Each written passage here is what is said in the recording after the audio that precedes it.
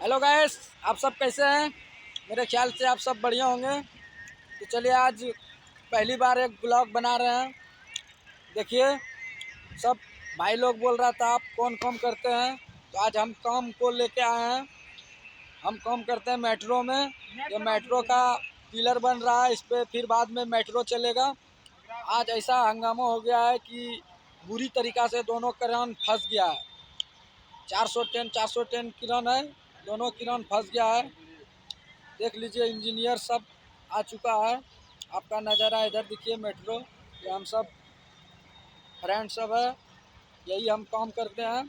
आप देख सकते हैं पूरा एरिया, ये दिल्ली वजीराबाद में है। आप सब देख सकते हैं, यही है। ये देखिए, किरण बहुत तरीक़ा से फंस गया है। हम सब का अभी छुट्टी भी नहीं हुआ है इसका चलते। देख सकते हैं आप सब। Bye, good morning. वीडियो अच्छा लगेगा तो लाइक कमेंट शेयर ज़रूर करिएगा। अगले वीडियो फिर से लेके आएंगे।